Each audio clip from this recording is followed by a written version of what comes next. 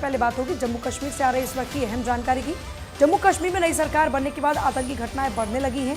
जम्मू कश्मीर के कई इलाकों में पुलिस और आतंकियों के बीच मुठभेड़ जारी है। इन मुठभेड़ में सेना के 3 आतंकियों को ढेर करने की सूचना है और वहीं श्रीनगर के खानियार में सेना ने आतंकियों के अड्डे को भी उड़ा दिया, जिसके बाद आतंकी सुरक्षा बलों और आतंकियों के बीच मुठभेड़, सेना ने आतंकी ठिकाने को उड़ा दिया। देखिए तस्वीर इस वक्त आपके सामने है और तस्वीरों में आप खासतौर पर देख पा रहे हैं आज कई जिलों में जम्मू कश्मीर में लगातार आतंक के खात्मे के लिए एंटी टेरर ऑपरेशन चलाए गए और उसी के तहत में आतंकियों को मार गिराया भी गया। साथ साथ ऑपरेशन अभी भी लगातार जारी हैं और आतंकियों को कहा गया कि वो सरेंडर करें। जब आतंकियों की ओर से सरेंडर करने की बजाय लगातार गोलीबारी की गई तो आखिरकार सुरक्षा बलों ने भी फायर किया, जिसमें 3 आतंकी ढेर हो चुके हैं। अनंतनाग में आतंकी मारे गए। ऑपरेशन में सेना के 4 जवानों के घायल होने की भी जानकारी है। बांदीपोरा, बड़गाम, पुंछ, श्रीनगर में सेना आतंकियों को लगातार तलाश रही है और घाटी में आई शांति आतंकी आकाओं को दरअसल खल रही है। कश्मीर में संपन्न हुए चुनाव से भी पाकिस्तान में बैठे आतंकी आकाओं की नींदें उड़ चुकी हैं और इसलिए वो घाटी में फिर से बारूदी मौसम लाना चाहते हैं, लेकिन भारतीय सेना और सुरक्षा बल मिलकर आतंक के सफाई के लिए ऑपरेशन चला रही है। जम्मू कश्मीर में पिछले कुछ दिनों से आतंकवाद की घटनाएं लगातार बढ़ रही हैं और पिछले 24 घंटे के अंदर ही राज्य में 3 आतंकी हमले हुए, जिसमें कल पहले बडगाम और बांदीपुरा में फायरिंग हुई और आज श्रीनगर में फायरिंग की खबर सामने आई। आतंक की इन बढ़ती घटनाओं पर नेशनल कॉन्फ्रेंस के मुखिया फारूक अब्दुल्ला की साजिश की बू भी नजर आ रही है। उन्होंने कहा कि हमला क्राइसिस पैदा करने की कोशिश है, हमलावरों को पकड़ना चाहिए, तब पता चलेगा कि इन आतंकियों के पीछे कौन है। इनको मारना नहीं चाहिए और उन्होंने ये भी कहा कि इनको पकड़ो और पूछो कि आखिर कौन करवा रहा है ये सब, अभी भी ये घटनाएं क्यों हो रही है, पहले क्यों बंद थे ये हमले और अभी क्यों हो रहे, ये तमाम सवाल पूछेंगे। एक क्राइसिस पैदा करने की कोशिश कर रहे हैं। इस वक्त खानियार में भी अनफॉर्चुनेटली एनकाउंटर। हाँ, अगर वो पकड़े गए ना जो ये कर रहे हैं, पता लगेगा कौन कर रहा है। मारना नहीं चाहिए उनको पकड़ना चाहिए और पकड़ के उनसे पूछना चाहिए कि कौन उनके पीछे है। वही रास्ता है। खानियार एरिया शहर श्रीनगर का बीच वाला एरिया है। हाँ, ये सब देखिए, मुझे बताइए कौन लोग हैं जो ये कर सकते हैं और किस लिए कर सकते हैं। इन सालों में क्यों नहीं किया? मुझे इस पर तशवीश है। सब किस तरह का असर इससे पड़ सकता है? कोई असर नहीं पड़ेगा, परवाह मत कीजिए। ये इन चीज़ों से कामयाब नहीं होंगे। हम इसे निपट लेंगे इंशाल्लाह। लोग इसके साथ नहीं हैं। चलिए बात करेंगे चुनावी राज्य झारखंड की, जहां पर विधानसभा चुनाव के लिए 13 नवंबर को पहले और 20 नवंबर को दूसरे चरण के लिए वोटिंग है। 23 नवंबर को महाराष्ट्र के साथ ही साथ झारखंड में भी चुनाव के नतीजे आएंगे। 81 विधानसभा की सीटें हैं। चुनाव पास आने के साथ ही जेएमएम, कांग्रेस और बीजेपी समेत सभी पार्टीज ने पूरी ताकत झोंक दी। इसी कड़ी में आज केंद्रीय गृह मंत्री अमित शाह झारखंड के दौरे पर पहुंचने वाले हैं। अमित शाह झारखंड में 3 नवंबर को 3 चुनावी सभाओं को संबोधित करेंगे। अमित शाह रांची में झारखंड के पार्टी नेताओं के साथ चुनावी तैयारियों की समीक्षा करेंगे। इसके बाद कल वो ढाल, भूमगढ़, इसके अलावा सिमरिया, बरकट्ठा में 3 चुनावी रैलियों को संबोधित करने वाले हैं। माना जा रहा है कि अमित शाह झारखंड में आदिवासियों की घटती आबादी के साथ ही बांग्लादेशी घुसपैठ का मसला भी उठा सकते हैं। झारखंड विधानसभा चुनाव की घोषणा के बाद अमित शाह की ये पहली चुनावी रैली होगी, जो कि अपने आप में बेहद अहम है। रक्षा मंत्री राजनाथ सिंह कानपुर के दौरे पर हैं। आईटी के स्थापना दिवस समारोह के साथ ही फील्ड गन फैक्ट्री का निरीक्षण किया। तस्वीरें आपके सामने हैं। कानपुर उत्तर प्रदेश की औद्योगिक राजधानी फील्ड गन फैक्ट्री का निरीक्षण करने के लिए केंद्रीय रक्षा मंत्री राजनाथ सिंह पहुंचे। बाकायदा मौजूदा अधिकारियों की तरफ से उनको ब्रीफ किया गया। गन्स को लेकर और डेवलपमेंट को लेकर यहां जानकारी दी गई। और वहीं झारखंड में 2 चरणों में विधानसभा चुनाव होने और इसी के लिए बीजेपी के नेता सुपर एक्टिव हैं। केंद्रीय मंत्री और राज्य के चुनाव प्रभारी शिवराज सिंह चौहान ने भी कहा, भाजपा का संकल्प है सरकार बनते ही पहली कैबिनेट में 2 लाख से ज्यादा खाली पदों को भरने का प्रस्ताव स्वीकृत करेंगे। हम कैलेंडर बनाकर भर्तियां करेंगे। हमारा संकल्प है कि पेपर लीक की जांच पूरी होगी, गलत तरीके से की गई परीक्षा निरस्त होगी, नौजवानों को न्याय मिलेगा। खाली पदों के अलावा 5 लाख और रोजगार के अवसर भी हम सृजित करेंगे। भारतीय जनता पार्टी का संकल्प है सरकार बनते ही पहली कैबिनेट में 2,87,000 खाली पदों को भरने का प्रस्ताव स्वीकृत किया जाएगा और हम कैलेंडर बनाएंगे पूरा, किस तारीख को परीक्षा होंगी, किसको रिजल्ट आएगा और किस तारीख को नियुक्ति पत्र दिया जाएगा। साथ में ये संकल्प भी है हमारा कि पेपर लीक की पूरी जांच होगी, गलत तरीके से करी गई परीक्षा निरस्त होगी, नौजवानों को न्याय मिलेगा। 2,87,000 भर्ती के साथ साथ 5 लाख रोजगार के और अवसर सृजित करेंगे। महाराष्ट्र में विधानसभा चुनाव के लिए बस कुछ ही दिन बचे हैं और इस बीच सीएम एकनाथ शिंदे ने शिवसेना यूबीटी के प्रमुख उद्धव ठाकरे पर निशाना साधा और कहा कि जब राज्य में महाविकास आघाड़ी की सरकार थी उसमें भी मैं था, लेकिन वो सरकार बाला साहब ठाकरे के विचारों के खिलाफ थी। मैंने उद्धव ठाकरे को बहुत समझाया, लेकिन उन्होंने मुख्यमंत्री बनने के लिए कांग्रेस के साथ गठबंधन किया। उन्होंने कहा कि बाला साहब ठाकरे कहते थे कि कांग्रेस को दूर रखो, हमारी पार्टी का नुकसान हो रहा था, हमारी पार्टी खत्म होने की कगार पर चलने लगी थी, इसलिए हमने सरकार पलट दी और शिवसेना बीजेपी गठबंधन की सरकार बनाई। पिछले 2 साल में हमने जनता के लिए काम किया। महाराष्ट्र के विधानसभा चुनाव के लिए कांग्रेस ने स्टार प्रचारकों की जो सूची जारी की, उससे हरियाणा की राजनीति में कई तरह की चर्चाएं शुरू हो गई। इसमें से एक चर्चा यह है कि महाराष्ट्र चुनाव के लिए स्टार प्रचारकों की सूची में पार्टी नेतृत्व ने पूर्व मुख्यमंत्री भूपेंद्र सिंह हुड्डा को जगह नहीं दी, जबकि सियासी तौर पर उनके विरोधी माने जाने वाले राज्यसभा सांसद रणदीप सुरजेवाला का नाम स्टार प्रचारकों की लिस्ट में है। हुड्डा के बेटे और रोहतक से सांसद दीपेंद्र हुड्डा को भी स्टार प्रचारकों की सूची में जगह नहीं मिली। इससे बड़ी बात यह है कि इस सूची को सिरसा से सांसद कुमारी शैलजा के दस्तखत के द्वारा जारी किया गया और हरियाणा कांग्रेस में कुमारी शैलजा और भूपेंद्र सिंह हुड्डा की राजनीतिक लड़ाई किसी से छिपी हुई नहीं है। ग्वालियर में आरएसएस प्रमुख मोहन भागवत रानी लक्ष्मीबाई की समाधि पर पहुंचे। क्षेत्र कार्यकारिणी सदस्य यशवंत इंद्रापुरकर ने मोहन भागवत की अगवानी की। मोहन भागवत ने पुष्पांजलि देकर रानी लक्ष्मीबाई को विनम्र नमन किया, समाधि स्थल का अवलोकन किया। मोहन भागवत के साथ आरएसएस के वरिष्ठ नेता मौजूद रहे। पुष्पांजलि के बाद मोहन भागवत ने आरएसएस के पदाधिकारियों से बातचीत भी की। परम पूजनीय सरसंघ चालक जी जिन भी शहरों में जाते हैं वहाँ पर देश को आज़ाद कराने में जिन महान विभूतियों का योगदान रहा है, उनके स्थलों पर जाकर उनका नमन करना ये एक कार्य रहता है, जिसके तहत परम पूजनीय सरसंघ चालक जी आज यहाँ पधारे थे और नमन करने के बाद अभी स्थान छोड़ा है। और देखिए, दिवाली के साथ साथ दिल्ली में प्रदूषण पर भी लगातार चर्चा बढ़ रही है। दिवाली के अगले दिन खबरों में दिल्ली के बढ़े हुए AQI स्तर पर बहस तेज होती जा रही है। इस बार दिवाली के अगले दिन प्रदूषण स्तर पिछले साल के मुकाबले यूं तो कम रहा। 2022 को अगर छोड़ दिया जाए तो 2015 के बाद ये सुबह दिवाली के अगले दिन की सबसे साफ सुबह थी। केंद्रीय प्रदूषण नियंत्रण बोर्ड के आंकड़ों के मुताबिक दिवाली के बाद 24 घंटे का औसत AQI शुक्रवार को 339 था, जो 2023 में दिवाली के अगले दिन 358 यानी बेहतर है। दिवाली के बाद सबसे खराब AQI वाला दिन 2021 में दर्ज हुआ था, जब AQI हो गया था 462। प्रदूषण के कम रहने के कई कारण हैं, लेकिन इसमें सबसे ज़्यादा अहम है इस समय का मौसम। पिछले साल दिवाली नवंबर में मनाई गई थी और इस समय तापमान काफ़ी ठंडा था। प्रदूषण कम रहने का दूसरा कारण है तेज़ हवाएं। तेज़ हवाओं के चलने से प्रदूषण का बेहतर ढंग से फैलाव हुआ और प्रदूषित हवा एक जगह पर नहीं ठहरी, इसलिए भी AQI का स्तर पिछले सालों के मुकाबले इस बार बेहतर है। मध्य प्रदेश के सीहोर जिले से एक हैरान कर देने वाली परंपरा सामने आई। जिले के लसूदिया परिहार गांव में हर साल दीपावली के दूसरे दिन अनोखी अदालत लगती है, जहां इंसानों की नहीं बल्कि सांपों की पेशी होती है। ये परंपरा बाबा मंगलदास के मंदिर में सालों से चली आ रही है, जिसमें सांपों के काटे हुए लोगों को सांप खुद काटने के कारण बताते हैं और इस मौके पर मंदिर में विशेष अनुष्ठान भी किया जाता है, जैसे कि थाली को नगाड़े की तरह बजाया जाता है, पुजारी मंत्र का उच्चारण करते हैं, वैसे उन लोगों पर असर दिखने लगता है जिन्हें कभी सांप ने काटा हो। लोगों के शरीर में नाग देवता की उपस्थिति महसूस होती है और वो बताने लगते हैं कि उन्हें किस कारण से सांप ने डसा था।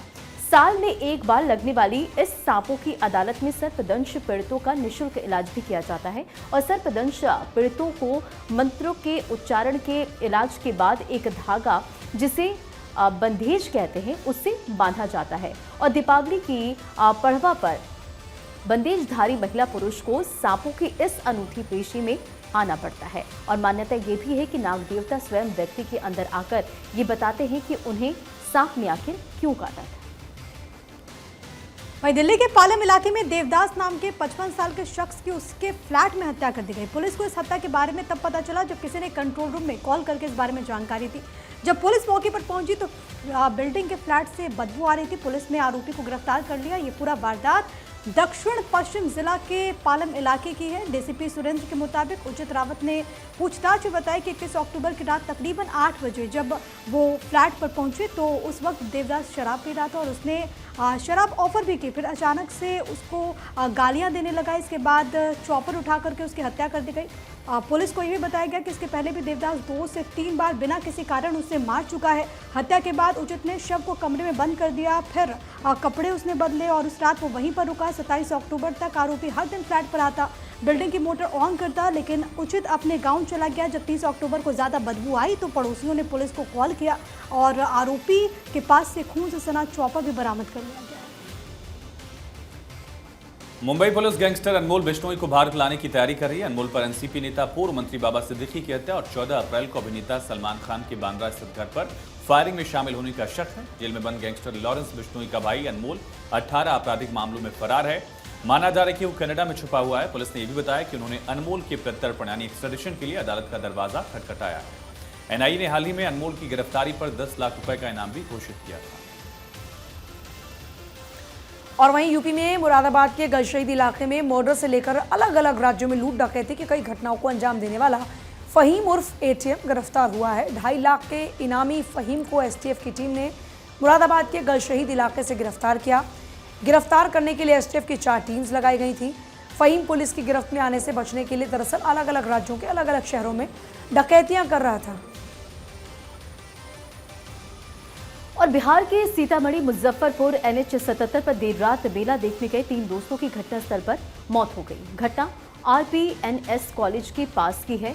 देर रात ट्रक ने बाइक सवार 3 युवकों को कुचल दिया। सभी युवक एक ही बाइक पर सवार होकर काली पूजा का मेला देखने के लिए घर से निकले थे और इसी बीच ट्रक की चपेट में आ गए और हादसे में तीनों गंभीर रूप से जख्मी हो गए। घटना की आवाज सुनकर आसपास के लोग वहां पर पहुंचे और तीनों युवक सड़क पर वहां तड़प रहे थे। पुलिस ने स्थानीय लोगों की मदद से तीनों को अस्पताल में एडमिट कराया, जहां डॉक्टर ने तीनों को मृत घोषित कर दिया। तीनों पढ़ाई करते थे और हम अभी कुछ बोलने लायक नहीं है इस मुद्दा पर। और यहाँ से स्थानीय प्रशासन से ये हम आग्रह किए हैं कि तत्काल इन लोग को जो उचित मुआवजा होगा वो मिलेगा ही और सही में मिलता ही है। सड़क दुर्घटना से संबंधित जो भी होता है प्रशासन आकर के जो अपना अंतिम परीक्षण पोस्टमार्टम के लिए वो। खबर फरीदाबाद से है, जहां की सुभाष कॉलोनी में पटाखे जलाने को लेकर 2 समुदाय में झगड़ा। मामले में पुलिस ने बड़ी कार्रवाई की। पुलिस ने झगड़ा करने वाले विशेष समुदाय के एक आरोपी को गिरफ्तार कर लिया। पुलिस का दावा यह है कि बाकी आरोपियों को भी पुलिस जल्द पकड़ लेगी और इसको लेकर के बल्लभगढ़ एसीपी महेश सोरान ने जानकारी दी।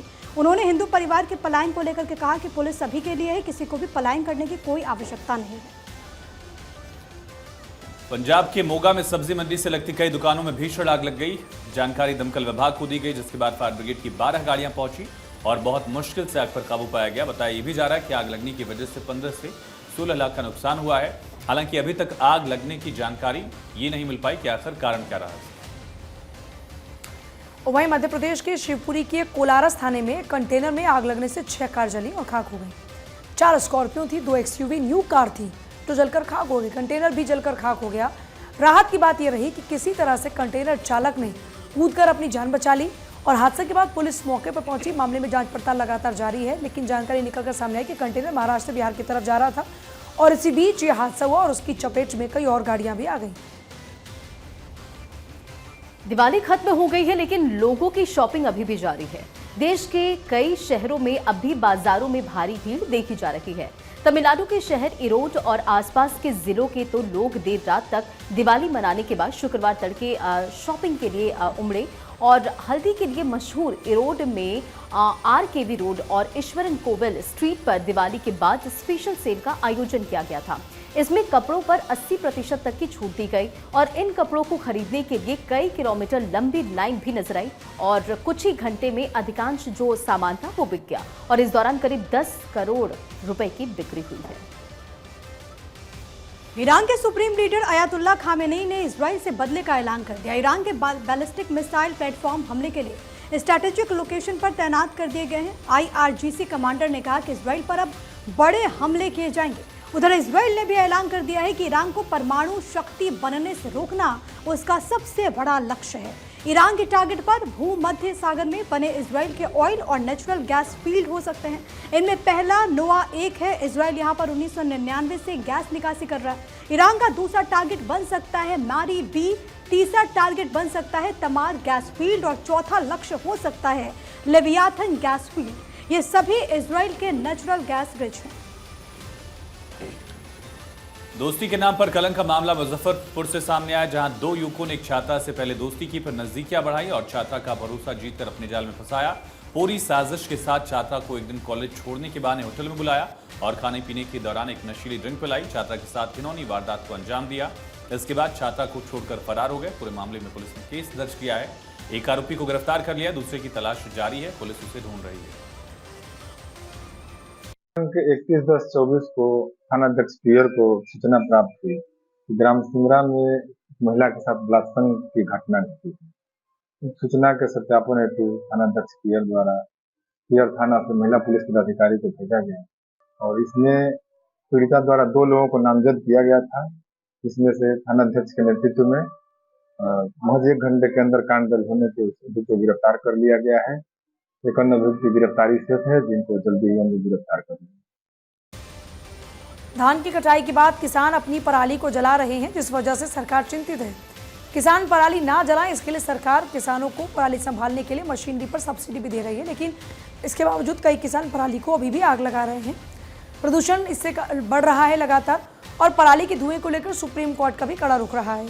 किसानों पर सख्ती ना हो, इसे लेकर पंजाब के DGP के दिशा निर्देशों पर पंजाब पुलिस के जो आला अधिकारी हैं वो खुद किसानों के पास जा रहे हैं, उनको समझा रहे हैं कि वो पराली को ना जलाएं।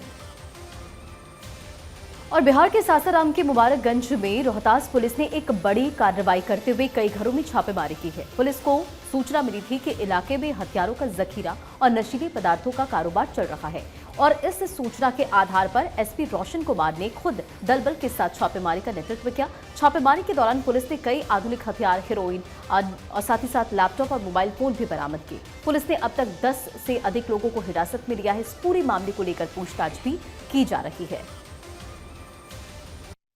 ये जो छापेमारी है संगठित अपराध, जो नशे, हथियार, कैश, मोबाइल चोरी की बाइक वगैरह का शिकायत लगातार सूचना से हो रहा है, उसी के आधार पर यहाँ छापेमारी की गई है।